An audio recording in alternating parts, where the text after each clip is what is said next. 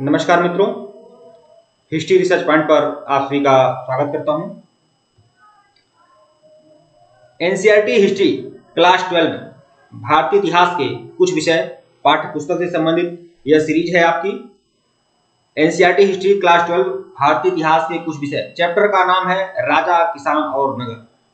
जो भी लोग एनसीईआरटी का कंप्लीट कोर्स ज्वाइन करना चाहते हैं, क्लास 11 का 12 का पूरा कंप्लीट कोर्स, पूरे नोट्स और handwritten notes, computerised notes, PPT notes और टेस्ट सीरीज सब कुछ मिलेगा। हमारा ऑफिशियल व्हाट्सएप नंबर डिस्क्रिप्शन में दिया गया है और ऊपर भी हमारा ऑफिशियल व्हाट्सएप नंबर शो हो रहा है। यहाँ पर भी है 8318397276 हमारा ऑफिशियल व्हाट्सएप नंबर है। कंप्लीट कोर्स जो है वो 1499 रुपए का है। बीपीएससी पीजीटी के लिए और एसएससी पीजीटी के लिए अगर आप लोग कंप्लीट कोर्स चाहते हैं और उसका नोट्स और टेस्ट सीरीज चाहते हैं, केवल नोट्स और टेस्ट सीरीज की बात कर रहा हूं, इसमें क्या है 1499 वाले में आपको 1 ईयर सब्सक्रिप्शन के साथ आपको सारे मटेरियल मिलेंगे, जबकि 799 रुपया केवल 799 केवल 799 रुपए में आपको नोट्स और टेस्ट सीरीज मिल जाएगा। टीआरई 3 के लिए नोट्स और टेस्ट सीरीज मिल जाएगा टीआरई 3 के लिए केवल 799 रुपए में। जो लोग सीरियस है, गंभीर है, वो लोग हमें व्हाट्सएप पर मैसेज कर सकते हैं। आइए, एक चैप्टर राजा, किसान और नगर, यह चैप्टर है आपका, और मैं पूरे यकीनी तौर पर आप लोगों को बता दूं, यह वीडियो देखने के बाद इस चैप्टर से संबंधित कोई भी फैक्ट आपका छूटेगा नहीं और परीक्षा हाल में बेहतरीन प्रदर्शन आप करेंगे। उत्तम ही नहीं, सर्वोत्तम प्रदर्शन करेंगे। यह बात आप ध्यान रखिएगा आप लोग, ठीक है। तो आइए शुरुआत करते हैं राजा, किसान और नगर। दरअसल ये जो चैप्टर है राजा, किसान और नगर, इसमें दरअसल ये है कि इसमें जो 600 बीसी का जो कालखंड है, महावीर और भगवान बुद्ध का कालखंड 600 बीसी, और अशोक, गुप्त वंश और मौर्य वंश और गुप्त वंश की कहानी जो भी कुछ है वह इस चैप्टर में इंगित किया गया है। जेम्स प्रिंसेप का क्या योगदान है? यह जो एक खूबसूरत सा तस्वीर आप देख रहे हैं, यह जो हैंडसम युवा आप लोग को दिख रहा है, यह है जेम्स प्रिंसेप। एक अंग्रेज है जेम्स प्रिंसेप। इनका फोटो आप लोग जरूर देख लीजिए, क्योंकि यह इतिहास के वह पात्र है कि आप इतिहास के विद्यार्थी हैं तो इन लोगों के नाम से बस आप इन्हें मत जानिए, इनके चित्रों के माध्यम से भी इनको जानिए, इमेज के माध्यम से भी तो जानिए, ठीक है, क्योंकि आपके पसंदीदा जो सब्जेक्ट है उसके ये मुख्य पात्र है, ठीक है। तो इनको आप लोग को देखना चाहिए। तो यह है जेम्स प्रिंसेप। जेम्स प्रिंसेप का योगदान क्या है? जेम्स प्रिंसेप ने वह काम किया था, जेम्स प्रिंसेप का यह काम था कि आज उसकी सराहना की जाती है। सबसे बड़ी चीज इन्होंने यह किया था जेम्स प्रिंसेप ने कि इन्होंने 1837 के दशक में इन्होंने सम्राट अशोक के जो अभिलेख है, सम्राट अशोक के जो अभिलेख है, शिलालेख है, स्तंभलेख है, गुहालेख है सम्राट अशोक का, उन्होंने उस अभिलेख को सबसे पहले पढ़ने में सफलता प्राप्त की थी। किसने? जेम्स प्रिंसेप ने, ठीक है। तो जेम्स प्रिंसेप का यह योगदान रहा और सबसे पहले जेम्स प्रिंसेप ने ही सम्राट अशोक के शिलालेखों को पढ़ा था। सम्राट अशोक का जो शिलालेख है या जो भी अभिलेख है वह ब्राह्मी एवं खरोष्टी अभिलेख में है। ध्यान रखिएगा, सम्राट अशोक के जितने भी अभिलेख हैं जो भारत में मिलते हैं, जो आज के भारत में मिलते हैं, आज का जो अभी विभाजित भारत में जो अभिलेख मिलते हैं वो ब्राह्मी लिपि में है, जबकि पाकिस्तान से जो अभिलेख मिले हैं इस समय, जो पाकिस्तान में जो मिले हैं उत्तर पश्चिमी क्षेत्र में, वह जो अभिलेख मिले हैं वह खरोष्टी लिपि में है। जबकि अफगानिस्तान से जो अभिलेख मिले हैं सम्राट अशोक के, वह ग्रीक और आरमाइक लिपि में है, ग्रीक और आरमाइक लिपि में है, ठीक है। लेकिन ज्यादातर अभिलेख किसमें है? सम्राट अशोक के ब्राह्मी एवं खरोष्टी लिपि में। और इसको सबसे पहले पढ़ने में सफलता प्राप्त किया था किसने? जेम्स प्रिंसेप ने। कब सफलता प्राप्त किया था? 1837 में। तो सम्राट अशोक के शिलालेखों को पढ़ने में सफलता प्राप्त किया था जेम्स प्रिंसेप ने, और यह उनका तस्वीर आप लोग के सामने है। सम्राट अशोक के अभिलेखों को पढ़ने में इन्होंने सफलता प्राप्त की थी, जेम्स प्रिंसेप। मतलब देखिए, सम्राट अशोक के शिलालेख की खोज 1750 में हो चुकी थी, ठीक है, लेकिन कोई विद्वान उस अभिलेख को पढ़ नहीं पा रहा था, ठीक है। तो सबसे पहले पढ़ने में सफलता इन्होंने प्राप्त किया था जेम्स प्रिंसेप ने। और प्रश्न यह आता है परीक्षा में, लोहे का बढ़ता प्रयोग और आहत सिक्के। दरअसल यह जो आविष्कार है लोहे का, देखिए लोहे की जो खोज हुई है, मतलब लोहे का जो प्रचलन हुआ है वो 800 बीसी में हुआ है, 800 बीसी में। और लोहे का सबसे प्राचीन साक्ष्य जो मिलता है वह 800 बीसी का मिलता है उत्तर प्रदेश के एटा जिले में। उत्तर प्रदेश के एटा जिले के अतरंगी खेड़ा में लोहे का सबसे प्राचीनतम साक्ष्य मिलता है। मतलब यह जानकारी है कि सिंधु घाटी सभ्यता के लोग लोहे से परिचित नहीं थे, ठीक है। इसीलिए सिंधु घाटी सभ्यता का कोई भी औजार, कोई भी बर्तन, कोई भी आभूषण लोहे का नहीं बना हुआ है, ठीक है। सिंधु घाटी सभ्यता छोड़िए, ऋग्वैदिक काल में भी लोहे का प्रयोग नहीं था। लोहे के बारे में ऋग्वैदिक आर्य भी नहीं जानते थे, लेकिन उत्तर वैदिक काल में लोहे की खोज हो चुकी थी, लोहे से लोग परिचित हो चुके थे। इसीलिए लोहे का सबसे प्राचीनतम शास्त्र जो मिलता है वह 800 बीसी में मिलता है, उत्तर प्रदेश के एटा जिले का तरंजी खेड़ा में, ठीक है। तो 800 बीसी में लोहे की खोज हो चुकी थी, लोहे का प्रयोग लोग जान चुके थे, और इसीलिए 600 बीसी में यह जो कालखंड है 600 बीसी में, जो बुद्ध और महावीर का काल है, उसमें एक महत्वपूर्ण परिवर्तन हुआ। जब लोहे का आविष्कार हो गया तो लोहे से क्या हुआ, लोहे से कृषि यंत्र बनने लगे, लोहे से कृषि के उपकरण बनने लगे। लोहे से जब कृषि के उपकरण बनने लगे तो कृषि का पैदावार हुआ था, कृषि का विकास हुआ था। क्योंकि जो उसके पहले कौन से हल चलते थे, लकड़ी के हल चलते थे, जो अच्छी तरह से जमीन की जुताई नहीं कर पाते थे, बुआई नहीं कर पाते थे। अब हल, फावड़े, कुदाल सब कुछ लोहे के बनने लगे, तो कृषि में भी विकास हुआ था। तो देखिए 600 बीसी के पूर्व एक महत्वपूर्ण परिवर्तन काल माना जाता है। इसका कारण आरंभिक राज्यों एवं नगरों का विकास है। देखिए आरंभिक राज्य एवं नगरों का विकास, मैं आपको बताना चाहूंगा, विश्व की जो पहली नगरीय क्रांति है वह कहां हुआ था, वह सिंधु घाटी सभ्यता है। सिंधु घाटी सभ्यता विश्व की पहली नगरीय क्रांति माना जाता है, सिंधु घाटी सभ्यता को, ठीक है। या भारत की नगरीय क्रांति मान सकते हैं। भारत की पहली नगरीय क्रांति वह है सिंधु घाटी सभ्यता, ठीक है। भारत की दूसरी नगरीय क्रांति किसे कहते हैं, भारत की जो हमारे देश की दूसरी नगरीय क्रांति है वह है महाजनपद काल, मतलब 600 बीसी का काल, ठीक है। 600 बीसी में महाजनपद काल में दूसरी नगरीय क्रांति का समय है। और पहली नगरीय क्रांति एवं दूसरी नगरीय क्रांति, यह परिभाषा किसने दिया था, तो गार्डन चाइल्ड एवं मार्टिमर व्हीलर ने कहा था कि सिंधु घाटी सभ्यता पहली नगरीय क्रांति है और महाजनपद काल दूसरी नगरीय क्रांति है। जब चंपा, राजगिरी, श्रावस्ती, काशी, साकेत, कौशाम्बी जैसे नगरों का निर्माण हुआ था। ये गंगा के मैदान में इन नगरों का निर्माण हुआ था और 6 नगर महत्वपूर्ण थे, चंपा, राजगिरी, श्रावस्ती, काशी, साकेत, कौशाम्बी, ठीक है। लोहे के बढ़ते प्रयोग हुए। अब लोहे का प्रयोग 600 बीसी में होने लगा, जिससे क्या हुआ, कृषि यंत्र बने और कृषि का विकास हुआ। भैया आज भी लोहे का अगर कोई उपकरण न बने कृषि में, तो कृषि अच्छे तरीके से हो पाएगी, ठीक है। तो आप खुद सोच लीजिए, जिस समय लोहे का प्रयोग होता ही नहीं था, लोहे से लोग परिचित नहीं थे, उस समय लकड़ी के हल बनेंगे। भैया लकड़ी का हल कठोर जमीन को जोत पाएगा, आप खुद सोचिए। लेकिन लोग परिश्रम कर रहे थे, ठीक है, लकड़ी के हल से, पत्थर के हल से खेत को जोत रहे थे किसी तरह से। तो उतना बढ़िया पैदावार नहीं हो पाया, उतना बढ़िया विकास नहीं हो पाया। लेकिन जब लोहे का प्रयोग हुआ तो बिल्कुल कृषि का विकास हुआ। अब देखिए, और 600 बीसी में क्या हुआ था, आहत सिक्कों का प्रचलन हुआ था। आहत सिक्कों का प्रचलन हुआ था, जिसे क्या कहा जाता, पंचमार्क सिक्का कहा था। पंचमार्क सिक्का या आहत सिक्का। ये आहत सिक्के क्या है, आहत का मतलब क्या होता है, आहत का मतलब चोट करना, मारना। मैं आपको बता दूं, जो सिक्के होते थे, आहत सिक्के जो होते थे वो चांदी और तांबे के होते थे, और चांदी और तांबे के सिक्कों पर ठप्पा लगाकर, पंच मारकर उन सिक्कों को बनाया जाता था। और पंच किस चीज का मारा जाता था, पेड़ पौधे जानवरों के चित्रों का पंच मारा जाता था, आहत किया जाता था, ठीक है। इसीलिए मतलब उस पर पंच मारकर वह सिक्के बनाए जाते थे, ठीक है। उस पर मतलब ठप्पा लगाया जाता था जानवर का या पशु पक्षियों का, इसीलिए उसको आहत सिक्का कहा जाता था, उसी को पंचमार्क सिक्का कहा जाता था। ये जो आहत सिक्के आप लोग यह चित्र देख रहे हैं, यही 600 बीसी का, यही बुद्ध और महावीर के कालखंड का वह सिक्का है। कहीं पेड़ बना है, कहीं पौधा बना है, कहीं पशु बना है, कहीं पक्षी बना है, इस तरह से आहत सिक्के होते हैं, ये आप लोग देख सकते हैं। और ये जो आहत सिक्के होते थे भैया, ये चांदी के होते थे, चांदी के होते थे, ये तांबे के होते थे। लेकिन ज्यादातर सिक्का आहत सिक्का मिला है, चांदी का और तांबे का भी मिला है। तो दोनों बातें ध्यान में रखिएगा, परीक्षा में पूछा जाने वाला प्रश्न है, बार बार आता है। आहत सिक्का, और आहत सिक्का क्यों कहा जाता है, क्योंकि उसको आहत किया जाता था, ठप्पा मार कर बनाया जाता था, ठीक है। आहत सिक्का चांदी व तांबे का होता था, इस पर पेड़ पौधे और जानवरों की आकृति का ठप्पा लगाकर बनाया जाता था, इसीलिए इन सिक्कों को आहत सिक्का कहा जाता है। मैं पढ़ाऊंगा बिल्कुल नहीं, मैं घोल कर पिला दूंगा, इसका मैं आप लोगों को विश्वास दिलाता हूं। इसीलिए मैं कह रहा हूं, समय बहुत कम है।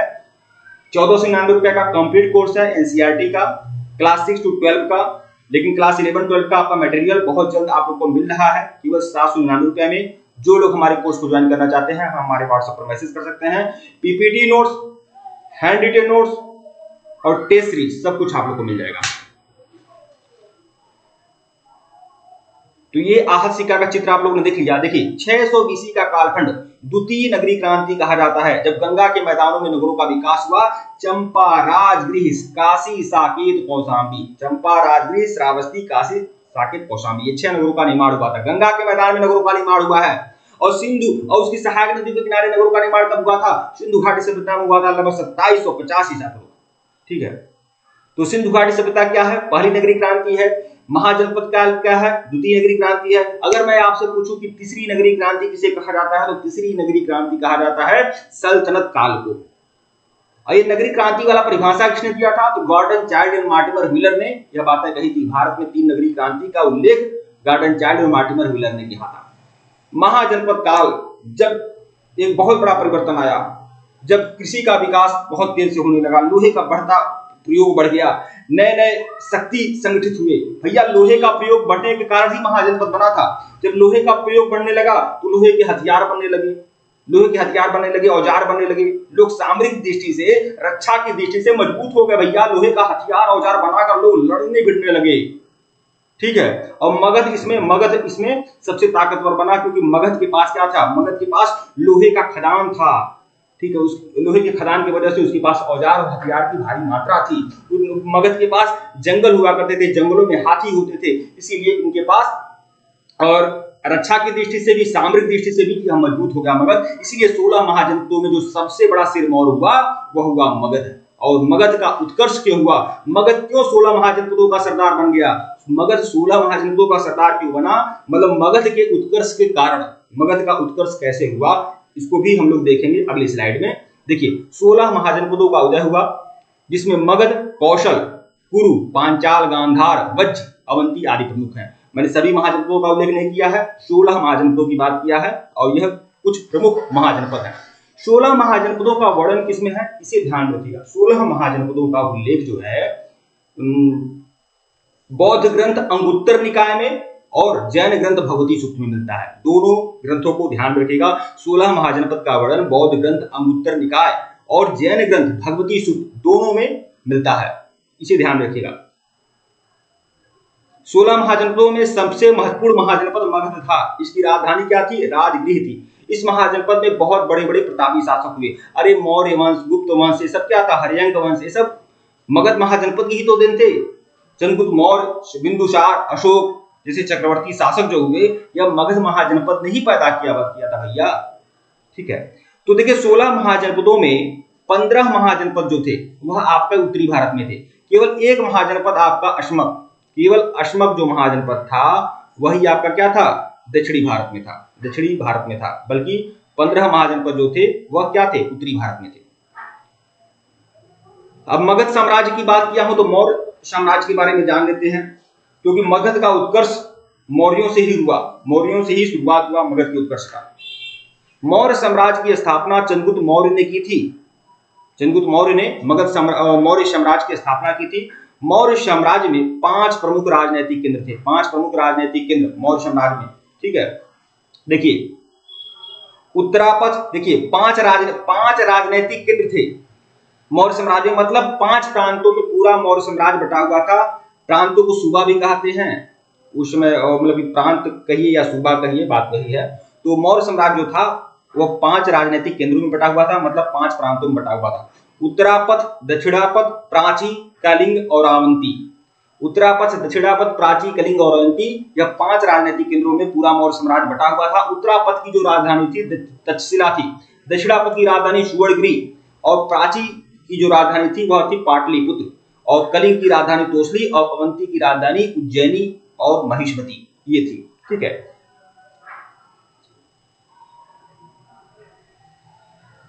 हम लोग सैनिक प्रबंध देखेंगे कि मौर्य साम्राज्य में सैनिक प्रबंध कैसा था मौर्य साम्राज्य में। तो देखिए, मेगस्थनीज जो है, मेगस्थनीज जो सेल्यूकस निकेटर का राजदूत था मेगस्थनीज, ठीक है, तो वह चंद्रगुप्त मौर्य के दरबार में रहा।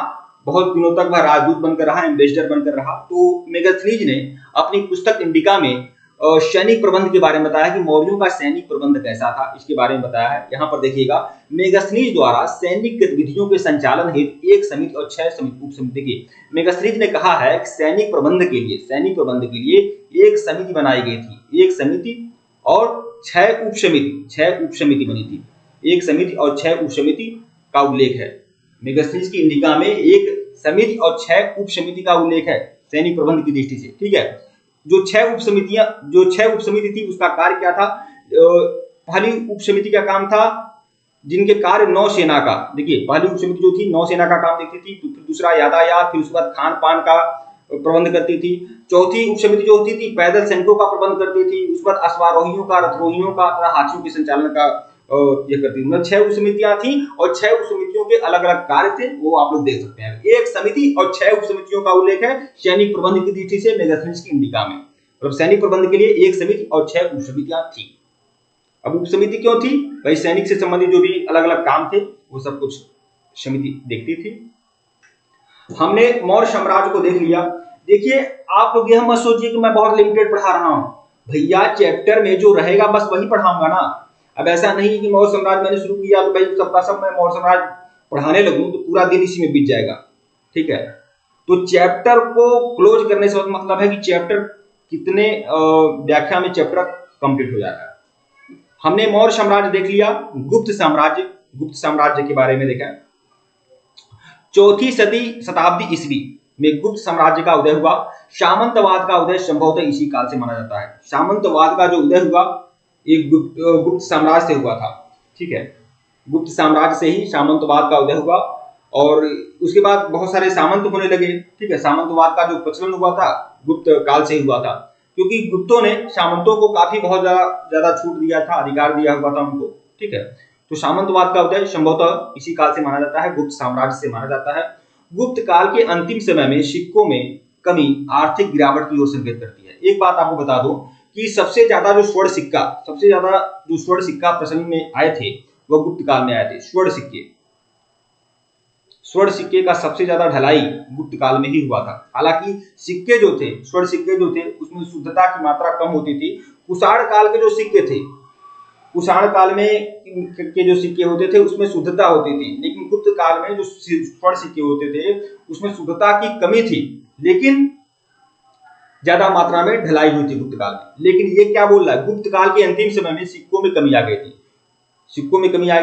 गुप्त काल के अंतिम दिनों में सिक्कों में कमी आ गई, जो आर्थिक गिरावट की ओर संकेत करती है। कुल मिलाकर गुप्त साम्राज्य का अंतिम समय में बहुत ज्यादा पतन होने लगा, जिसके वजह से सिक्कों में कमी आ गई और सबसे ज्यादा स्वर्ण सिक्के ढाले गए थे गुप्त काल में ही। गुप्त शासकों के काल में सबसे ज्यादा स्वर्ण सिक्के प्रचलन में थे। देखिए चंद्रगुप्त विक्रमादित्य की पुत्री है प्रभावती गुप्त। चंद्रगुप्त सेकंड की पुत्री थी प्रभावती गुप्त, और प्रभावती गुप्त का एक अभिलेख है पुणे ताम्र अभिलेख। ये किसका है? प्रभावती गुप्त का है, जो चंद्रगुप्त सेकंड की क्या है? पुत्री हैं, जिनका विवाह वाकाटक नरेश से हुआ था।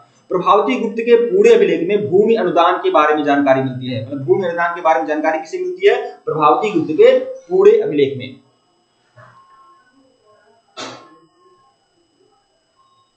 मतलब इसमें ये है कि प्रभावती गुप्त का पूरे अभिलेख ये है कि इन्होंने एक गांव बौद्ध भिक्षुओं को दिया हुआ था, तो इससे ये अनुमान लगाया गया कि उस समय क्या होता था, उस समय अनुदान दिया जाता था। और सबसे बड़ी चीज ये है कि एक महिला होकर इन्होंने अनुदान दिया था प्रभावती गुप्त ने। किसको? भिक्षुओं को। कुषाण शासकों के बारे में देखें, हमने मौर्य शासकों के बारे में देख लिया, अध्ययन कर लिया, और गुप्त शासकों के बारे में भी देख लिया जो भी कुछ फैक्ट था। कुषाण शासकों के बारे में क्या है? तो देखिए कुषाण शासकों ने स्वयं को देवतुल्य प्रस्तुत किया था। कुषाण शासक जो होते थे, चाहे कनिष्क हुआ, भीमकथफिसस हुआ, भीमकथफिसस ने तो महेश्वर की उपाधि धारण की थी, कनिष्क ने देवपुत्र स्वयं को कहा था, स्वर्गपुत्र कहा था। तो देखिए कुषाण जो शासक थे वह स्वयं को देवतुल्य प्रस्तुत करते थे, मतलब देवताओं के बराबर अपना महिमा मंडन करते थे। इसके पीछे कोई भी कारण हो सकता है कि जनता में एक जो लोगों के अंदर, प्रजा के अंदर यह बताना चाहते थे कि वह क्या है? ईश्वर के प्रतिनिधि हैं, ठीक है। तो कुषाण शासकों ने स्वयं को देवतुल्य प्रस्तुत किया था। इन्होंने अपने नाम के आगे देवपुत्र उपाधि भी धारण की थी। संभवतः देखिए देवपुत्र की उपाधि कुषाण शासकों ने क्यों धारण की होगी? संभवतः ये कहाँ के थे? ये चीन के थे। चीन के यूची शासक, यूची कबीले के यह लोग थे कुषाण, ठीक है। इसीलिए वह चीन के शासकों से प्रेरित थे, क्योंकि चीन के शासक जो थे वह भी स्वर्गपुत्र, देवपुत्र आदि उपाधि धारण करते थे। तो संभवतः ये चीन के शासकों से प्रेरित थे, जो स्वयं को स्वर्गपुत्र कहते थे। चीन के शासक क्या कहते थे? अपने आप को स्वर्गपुत्र कहते थे। और कुषाण भी अगर प्रजाति दृष्टि से देखा जाए तो वह भी चीन से ही आए हुए थे। तो थोड़ा बहुत चीनियों का अंश इनके पास था, मतलब वह उन्हीं से सीखते हुए इन्होंने भी स्वर्गपुत्र की उपाधि धारण की थी कुषाण शासकों ने। कुषाण शासकों के राजधर्म को जानने का सर्वोत्तम प्रमाण क्या है? सिक्के और मूर्तियां। मतलब कुषाण शासकों के बारे में अगर जानकारी प्राप्त करनी हो तो हम सिक्कों से और मूर्तियों से प्राप्त कर सकते हैं, क्योंकि कुषाण काल में बहुत ज्यादा मात्रा में सिक्के जारी किए गए थे और शुद्ध सोने के सिक्के जारी किए गए थे। ध्यान रखिएगा, यहां पर कंफ्यूजन होता है। सबसे ज्यादा जो स्वर्ण सिक्के जारी किए गए थे किसके समय में? गुप्त काल में। लेकिन गुप्त काल के अंतिम समय में क्या हुआ? सिक्कों में कमी देखने को मिली, बस यही है। लेकिन इसमें क्या था? शुद्धता की मात्रा कम होती थी गुप्त काल के सिक्कों में, और सबसे शुद्ध स्वर्ण सिक्के कब जारी किए गए थे? कुषाण काल में। महाजनपद में शिल्पकला। महाजनपद काल में शिल्पकला कैसी थी? शिल्पकला का मतलब कुछ नया बनाने से, जैसे बढ़ई का जो काम होता है, कारपेंटर का काम क्या है? शिल्पकला का है। राजगीर का काम शिल्पकला का है। बुनकर का काम क्या है? शिल्पकला का है। लुहार का काम शिल्पकला का। ये सब शिल्पकला कहा जाता है कि कुम्हार क्या करता है? ये शिल्पकार है कुम्हार, ठीक है। तो देखिए महाजनपद में क्या शिल्पकला कैसी थी, शिल्पकला का कैसे विकास हुआ था, क्या था इसमें? तो इस काल में देखिए विशेष रूप से कुम्हार से संबंधित है। इस काल में मिट्टी के उत्तम श्रेणी के कटोरे बने थे। बताइए, मिट्टी के उत्तम श्रेणी के कटोरे एवं थालियां बनाई जाती थी। इन बर्तनों पर चिकनी कलई भी चढ़ाई जाती थी। मतलब बर्तनों को बर्तन और थाली बस नहीं बनाई जाती थी, बल्कि थालियों कटोरों पर चिकनी कलई चढ़ाई जाती थी, ठीक है। जैसे आज चिकनी मिट्टी में खूब प्लेन रहता है, वैसे चिकनी कलई चढ़ी होती थी। इन्हें उत्तरी काले, अब देखिए महाजनपद काल को जो मिट्टी बर्तन होते हैं, जैसे सिंधु घाटी सभ्यता के जो मृदभांड होते हैं उसको क्या बोला जाता है? लाल एवं काला मृदभांड बोला जाता है सिंधु घाटी सभ्यता के मिट्टी के बर्तन को। वैसे ही महाजनपद काल के मिट्टी को बर्तन बोलते हैं, जो मृदभांड होते हैं उनको बोलते हैं उत्तरी काले पालिशदार मृदभांड बोलते हैं। महाजनपद काल के मृदभांड को हम उत्तरी काले पालिशदार मृदभांड बोलते हैं, मतलब NBPW, ठीक है। और अगर ऋग्वैदिक काल के जो मिट्टी के बर्तन होते हैं उसे हम गैरिक मृदभांड बोलते हैं, क्योंकि गेरुए कलर के होते हैं। फिर आपके जो उत्तर वैदिक काल के मृदभांड होते हैं, ऋग्वैदिक काल के मृदभांड गैरिक मृदभांड होते हैं, और उत्तर वैदिक काल के जो मृदभांड होते हैं उसे हम चित्रित धूसर मृदभांड बोलते हैं। तो अभी आपको नहीं ज्यादा याद हो रहा है तो यह महाजनपद काल का बस ध्यान रखिएगा कि यहाँ पर उत्तरी काले पालिशदार मृदभांड महाजनपद काल का होता है, और सिंधु घाटी सभ्यता के बारे में हमने बताया है कि लाल एवं काला मृदभांड, ठीक है। तो इस प्रकार के मृदभांड बनते थे। देखिए अब लोहे का कैसे प्रयोग हुआ था? नगरों में लोहे के उपकरण, सोने चांदी के, देखिए नगरों में लोहे का उपकरण बनता था, सोने व चांदी के गहने बनाए जाते थे, लोहे के हथियार बनाए जाते थे। भैया अब लोहे का प्रयोग होने लगा था, लोहे का आविष्कार होने लगा था, ठीक है। मतलब आविष्कार हो ही गया था, आविष्कार नहीं कहा जा सकता है कि लोहे का खोज हो चुका था, ठीक है। बर्तन जो बनते थे कांसे के भी बनते थे और तांबे के भी बनते थे। हाथी दांत के समान शीशे, हाथी दांत के बाकी सामान बनते थे, ठीक है। शीशे, शुद्ध एवं पक्की मिट्टी की मूर्तियां भी बनाई जाती थी। तो ये सब क्या था? ये शिल्पकला का प्रबंध था, ठीक है। भूमि अनुदान पत्रों से जानकारी मिलती है कि नगरों में वस्त्र बनाने का काम होता था, बढ़ई का कार्य होता था, आभूषण बनाने का कार्य होता था, मृदभांड बनाने का काम होता था, लोहे के औजार बनाए जाते थे, उपकरण बनाए जाते थे। मतलब ये तरह तरह के जो काम है वो तरह तरह के कारीगर ही इन कार्यों को संपन्न करते थे। कुल मिलाकर शिल्पकला की उन्नति हो रही थी, विकास हो रहा था। महाजनपद में प्रशासन, महाजनपद काल में या महाजनपद में प्रशासनिक व्यवस्था कैसी थी? भैया आपको बता दूं कि जितने 16 महाजनपद थे, ज्यादातर महाजनपद में राजतंत्रात्मक व्यवस्था थी। कहीं कहीं पर गणतंत्रात्मक व्यवस्था भी थी, लेकिन गणतंत्रात्मक व्यवस्था जो थी आज की गणतंत्रात्मक व्यवस्था की तरह नहीं थी। लेकिन उसमें यह था कि लोगों का समूह शासन करता था। राजतंत्रात्मक व्यवस्था में एक व्यक्ति राजा होता था, निरंकुश होकर रहता था, और गणतंत्रात्मक व्यवस्था में गण शासन करते थे, संगठन शासन करता था, और उसमें हर व्यक्ति अपने आप को राजा ही मानता था, ठीक है। यहाँ पर देखिए अधिकांश महाजनपदों में राजतंत्रात्मक प्रणाली थी, जिसमें राजा सर्वोच्च और वंशानुगत होता था, लेकिन निरंकुश नहीं था। निरंकुश नहीं था, वह स्वभाव से निरंकुश नहीं था, लेकिन सब कुछ पावर क्या था, राजा के पास था। राजतंत्रात्मक व्यवस्था में मंत्रिपरिषद अयोग्य राजा को पद से हटा भी देता था। ठीक है, राजतंत्रात्मक व्यवस्था में थोड़ा बहुत। कुछ महाजनपदों में गणतंत्री व्यवस्था थी, मतलब पूरी तरह से गणतंत्री व्यवस्था थी। इन्हें गढ़ या संघ कहते हैं। गणराज्यों का मुखिया गढ़मुख्य कहलाता था। जनता द्वारा चुने गए प्रतिनिधि इसमें शासन करते थे, ये राजन कहलाते थे। ठीक है, वह अपनी परिषद के सहयोग से राज करता था। वस्तुतः इन गढ़ राज्यों में कुछ लोगों की समूह शासन करते थे। प्रत्येक महाजनपद की अपनी राजधानी थी, जिसकी किलेबंदी होती थी। प्रत्येक महाजनपद की अपनी राजधानी थी। जैसे मगध की राजधानी क्या थी, राजगृह थी। कुरु की राजधानी पांचाल और छत्र थी। ठीक है, उज्जैन महाजनपद की राजधानी अवंती और मनुस्मृति थी। ऐसे था। महाजनपद काल के बाद आता है धर्मशास्त्र काल। धर्मशास्त्र काल जो है वह 200 बीसी से 200 एडी तक आपका धर्मशास्त्र काल कहा जाता है। इस काल में रचित धर्मशास्त्रों में शासक तथा लोगों के लिए नियमों का निर्धारण किया गया है। मतलब शासक का क्या कर्तव्य है, लोगों का क्या कर्तव्य है, धर्मशास्त्रों में यही बताया गया है। इन शास्त्रों में राजा को यह सलाह दी गई है कि वह कृषकों, व्यापारियों, दस्तकारों से कर प्राप्त करे। धर्मशास्त्र में ये कहा गया है कि राजा जो है कृषक से, व्यापारी से, दस्तकारों से कर प्राप्त करे। अगर कर नहीं मिलेगा तो राजा कैसे अपना संचालन करेगा, कैसे सारी व्यवस्था को देखेगा। इसलिए कर जरूरी है। और यहाँ पर धर्मशास्त्रों में यह भी कहा गया है कि पड़ोसी राज्य पर हमला करके धन लूटना या प्राप्त करना वैध उपाय है अपने राज्य की भलाई के लिए। यह भी बातें कही गई हैं। ठीक है मित्रों, वीडियो को लाइक और चैनल को सब्सक्राइब करेगा। टेलीग्राम को बिल्कुल ज्वाइन करेगा, लिंक डिस्क्रिप्शन में दिया गया है। अगर इसके पहले का वीडियो नहीं देखे हैं तो प्लेलिस्ट में जाइएगा। NCERT history lectures video class 12 के नाम से प्लेलिस्ट बनी हुई है, जाकर देखिएगा।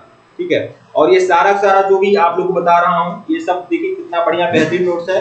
राजा, किसान और नगर से संबंधित एक पूरी पीपीटी पावर पॉइंट नोट्स आपको मिल जाएगा और इसमें आपकी पूरी की पूरी तैयारी होगी। जो लोग सीरियस हैं, गंभीर है, वह लोग हमारे साथ जुड़ सकते हैं और व्हाट्सएप पर मैसेज कर सकते हैं।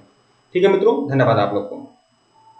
और मैं यहाँ पर बता दे रहा हूँ, हमारा ऑफिशियल व्हाट्सएप नंबर 8318397276 है। केवल 799 रुपए का ये आपको सारा नोट्स और टेस्ट सीरीज मिल जाएगा।